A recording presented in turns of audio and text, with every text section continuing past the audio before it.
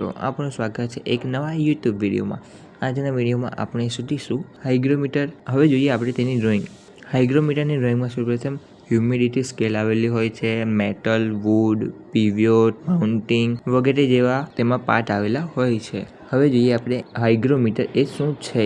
હાઇગ્રોમીટર એ હવાના ભેજનું માપન કરતું એક ઉપકરણ છે જે વાયુમંડળના ભેજ સ્તરોને જાણવામાં મદદ કરે છે અને તે હવામાન આગાહી, કૃષિ અને એચવીએસી સિસ્ટમોમાં પણ ઉપયોગી લેવાય છે.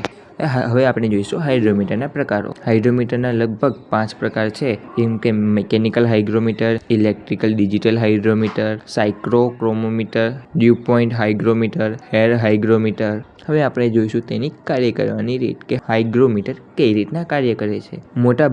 મોટાભાગના હાઇગ્રોમીટર ભેજના સ્તરમાં સતત ફેરફારને ઓળખે છે અને તે ઇલેક્ટ્રિક સેન્સર, કેપેસિટન્સ અથવા રેઝિસ્ટન્સમાં ફેરફાર માપે છે. સાયક્રોમિક વેટ અને ડ્રાય બુલેટ થર્મોમીટરનો ઉપયોગ કરે છે. હવે આપણે જોઈશું તેના ઉપયોગો, કે હાઇગ્રોમીટર ક્યાં ક્યાં વપરાય છે. હાઇગ્રોમીટર એ હવામાનમાં મોનિટરિંગ કરવા, ઔદ્યોગિક ક્લાઇમેટને કંટ્રોલ કરવા, ગ્રીનહાઉસ અને કૃષિ ક્ષેત્રમાં, મ્યુઝિયમ અને સ્ટોરેજ રૂમમાં વપરાય છે. હવે હાઇગ્રોમીટરના ફાયદા. હાઇગ્રોમીટર એ ભેજનું પ્રમાણને સચોટ રીતે માપી શકે છે. હવામાનની આગાહી કરવા માટે મદદરૂપ છે. તે ઘર, ફેક્ટરી અને લેબોરેટરીમાં યોગ્ય પરિસ્થિતિ જાળવવા માટે પણ મદદ કરે છે અને ખાસ કરીને ડિજિટલ હાઇગ્રોમીટર એ સરળતાથી વાંચી શકાય છે. હવે જોઈશું તેના ગેરફાયદા.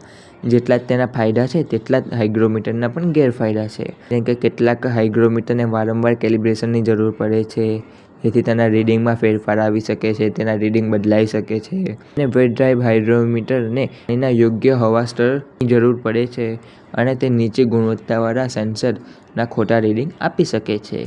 વિદ્યાર્થી મિત્રો, તમને વિડીયો ગમે તો ચેનલને લાઇક, શેર અને સબસ્ક્રાઇબ કરજો.